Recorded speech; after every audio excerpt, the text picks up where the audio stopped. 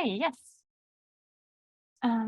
That's me. And I threw in a queer there in that title. I will talk about how a LARP might create connections to historical communities, and by that foster personal growth and belonging in present-day communities, through the example of the queer LARP Just a Little Levin, which I played myself in 2016 and co-organized in 2022. So Just a Little Levin is a LARP for about 60 participants. It's written by Tor Kjetil Edland and Hanne Grasmo, which is here. And it was first run in Norway in 2011 and has since been run in Sweden, Denmark, the US, Finland, UK, and France latest this summer. And it portrays queer lives in the face of the HIV crisis at a party in New York set in 3 nights of the 4th of July, where we play 1982, 1983, and 1984. And during the day in between, we collaborate on what has happened to the characters in the year that has passed. And this is a LARP that has a really high amount of players reporting on significant impact on how they see themselves after the LARP and how they continue to explore their genders and sexualities after the LARP. So I wanted to look back at this LARP through the new theory that is emerging on transformative role-playing that we didn't have when people first started talking about how they experienced this afterwards. And also to look at the community impact that this LARP has had a decade later. So, what can we get out of playing history? Well, performance researcher Rebecca Schneider says that reenactment of historical events can be seen as a kind of performative documentation. So we can use our bodies as a kind of medium to carry information from one time to another. But LARPs are not really historical reenactments in a way that they are realistically portraying something accurately. They are collective imaginations where we gather to use our experiences and our knowledge to our best to imagine what history could have been like.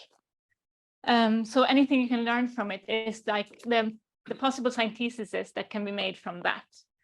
But this LARP does have reports of being quite accurate in how the fiction feels, also from experienced players that have been part of queer communities for a long time attending. And I think that has a lot to do with that the designers themselves have extensive knowledge on queer lives and HIV treatments.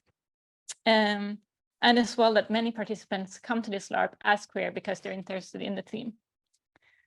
But anyways, it's still stressed that this is not a historically correct document, and the participants are asked not to play it historically correctly either, but rather go for stories that are meaningful to them, that makes them engage with the theme. And the result that we get will always be hypothetical. It's also aesthetically, the LARP is more like an 80s dream than very realistic. And that helps us actually to keep this as a dialogue between our imagination and the actual facts. And this dialogue continues well after the LARP, where people use this engagement to share information with each other, share articles with each other. Yeah. And I will not go too much into metareflection in this talk, but please read my other article. But I would like to mention that through our ability to metareflect while we LARP, we can zoom out of the fiction and see it in relation to other contexts, such as history. And at a historical LARP, that allows us to see the fiction we create together with history, together with our lives today. And in that way, we see the LARP in context with other things. And you can also get like really beautiful views of overlap, because sometimes past and present and history, past and present and fiction and reality do overlap in an event like this. We had one sequence in 1984 where a group of participants had started a group called the Radical Fairies, an activist group that visited hospitals and did protests with confetti and circus acts. And I realized that one of the participants, he's using a prop that he himself had used in a similar activist group in the early 2000s. So actually history is present at certain moments at this LARP.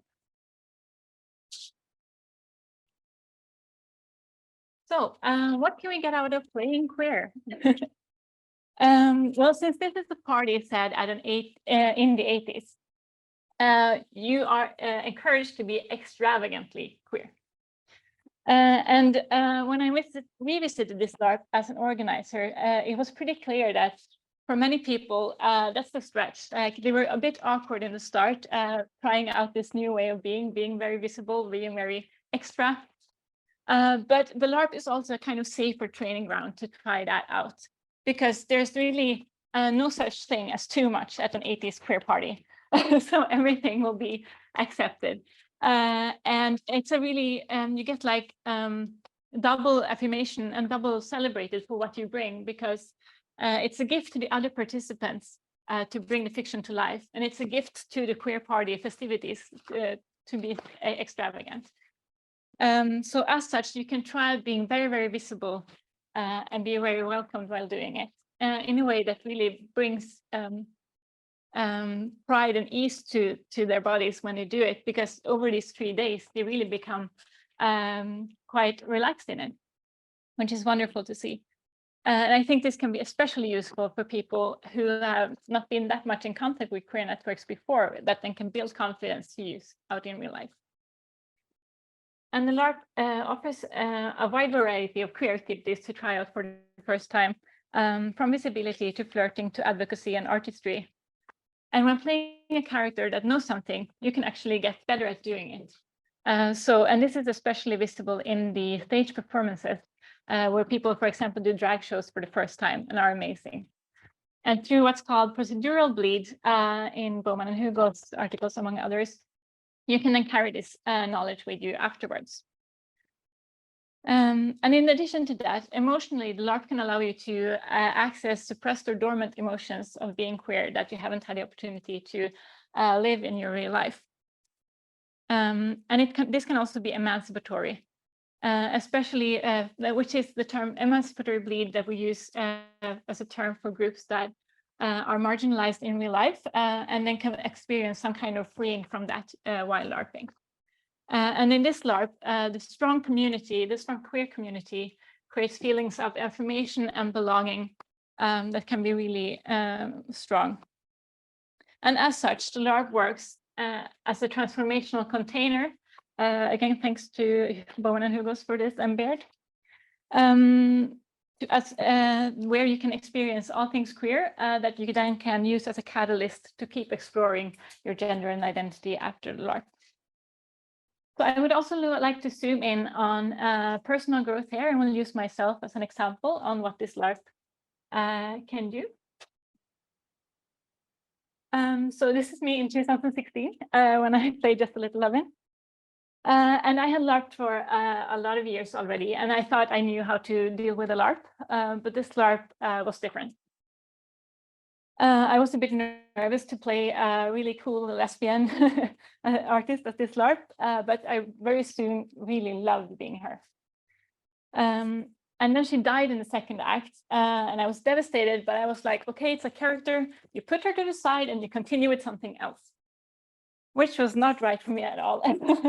And then I really tried it, and we had after the LARP, we did these re-rolling exercises to leave everything behind, as you should with your character.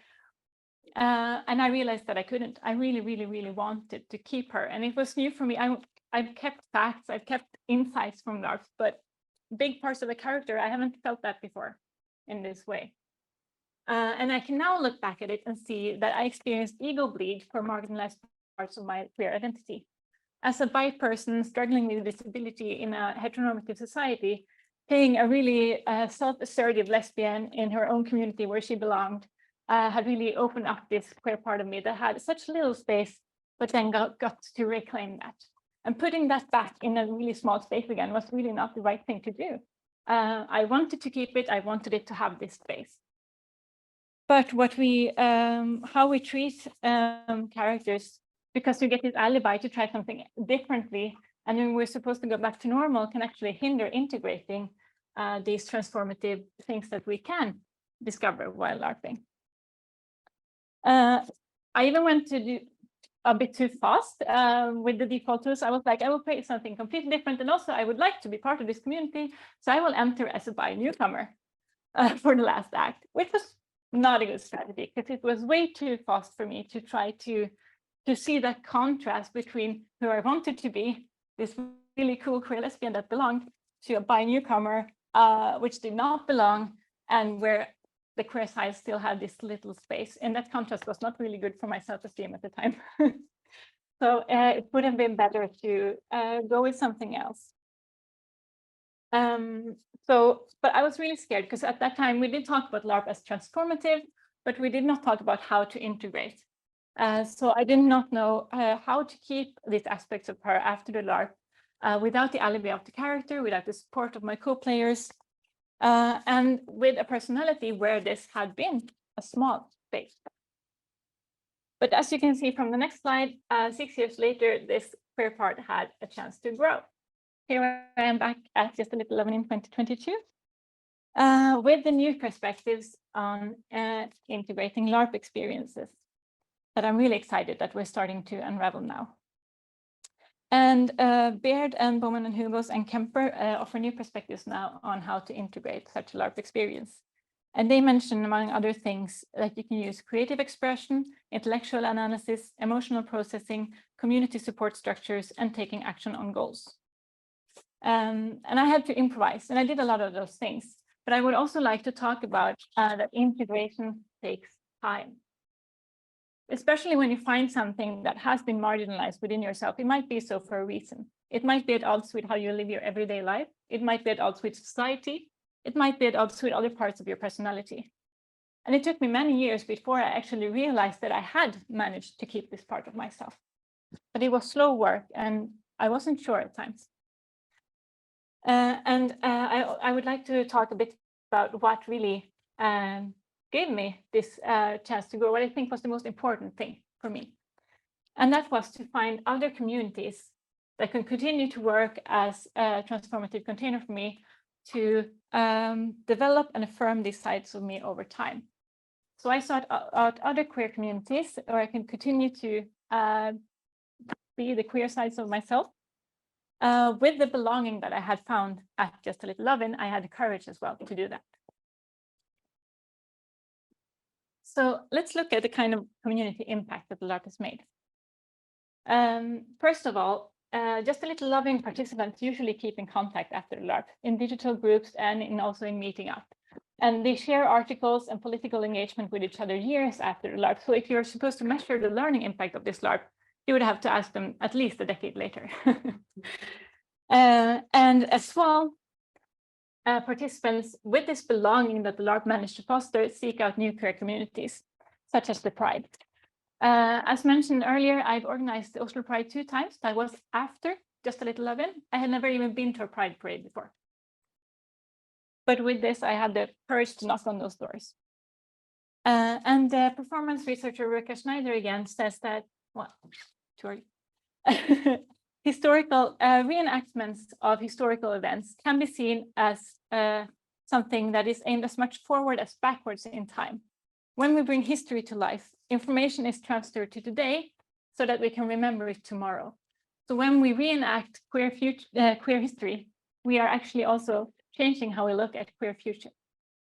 And we cannot enter actual history through our LARPs, but we can enter historical movements.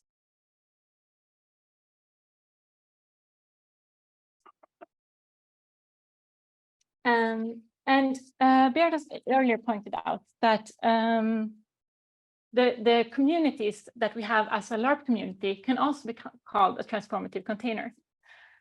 Because many participants from Just a Little Levin as well have said that this was a community where they can continue to explore their queer identities in a safer environment, but still a bit closer to real life, a bit closer to themselves than in a LARP. A significant queer community building has also been seen the last decade in the Nordic LARP community. For example, after the Just a Little Levin Swedish run, a group was started for all queer LARPers in Sweden, not only their participants.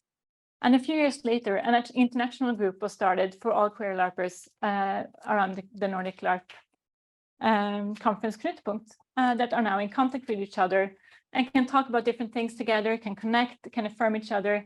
Research can be started when we now have this contact. And Knutpunkt itself as a conference, they started out having small, Just a Little Levin parties for those who wanted to keep that going. And that has now developed into different room parties for all the different queer subgroups that can now find each other, affirm each other, connect. We have pins to show how many we are at this conference. There's a drag show now every year as a natural addition. Since Just a Little Levin, queer community building has kind of snowballed within the Nordic LARP community, where queer LARPers are more visible and more gathered and safer and creating more queer content. Which is really inspiring, because not only can we create these transformative LARPs, but we can create transformative communities around them as well. So this brings me to a question forward.